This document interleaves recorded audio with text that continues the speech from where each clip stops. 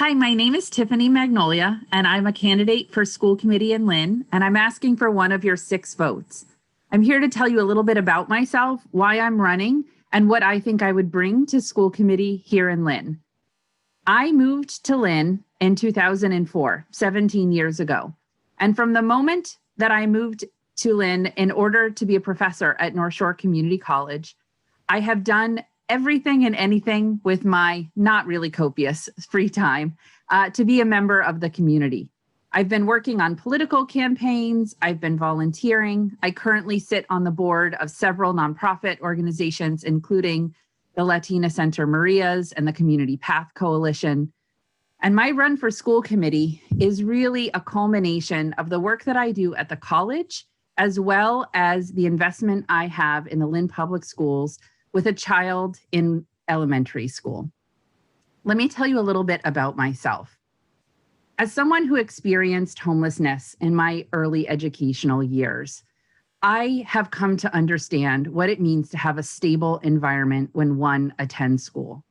This last year with coronavirus has shown just what it means to have a stable home environment. And one of the things I'm going to bring to the school committee is a sensitivity to understanding how the interaction of the home environment and the school environment affects performance, affects mental health, and affects our students' opportunities.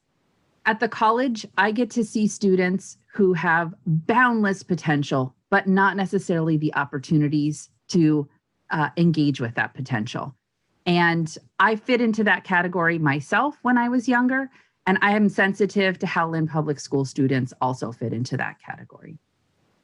Also, as someone who grew up with parents experiencing mental health and substance abuse issues, I feel that I can bring to this role of school committee member a sensitivity to how the multiple factors that affect our students' lives create an environment in which school might be their respite. I know for a lot of students in the Lynn Public Schools, school might be the only place that they have regular adult supervision, regular adult companionship, and regular food. We have all seen this with the PEBT cards that have come out for every family in Lynn during the pandemic. And I bring that with my personal experience, but I also bring that with my professional experience. I run the honors program at North Shore Community College, as well as being an English professor. And I have an honors lounge in Lynn that before the pandemic had to be routinely stocked with snacks because my students would often come in to do their studying. And mind you, these are some of the highest performing students in the college, but they couldn't concentrate because they were hungry. Having experienced that myself, I am particularly sensitive to that. And I understand what it means to be both a student and to not necessarily have the resources in your life to be able to complete education successfully.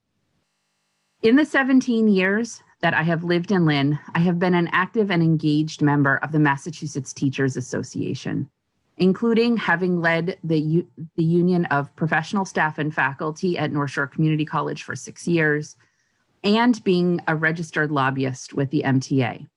During that role, I was what was called a citizen or educator lobbyist, which means I'm doing the job that I'm advocating for at the level of the State House.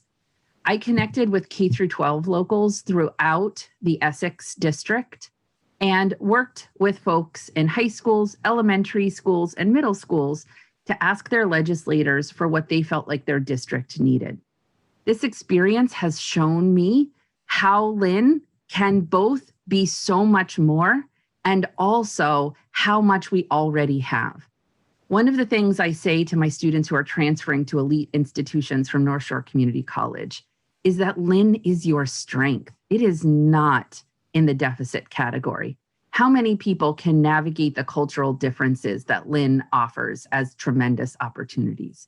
How many people can talk about what it means to grow up in a truly multicultural, multiracial, multilinguistic, and multi-ethnic place?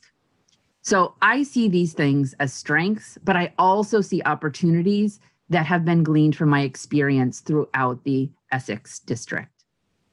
If you vote for me as one of your 6 votes for school committee, I will bring the expertise of a parent, of an educator, and of a Lynner who has chosen this community as my heart and soul. Thank you very much.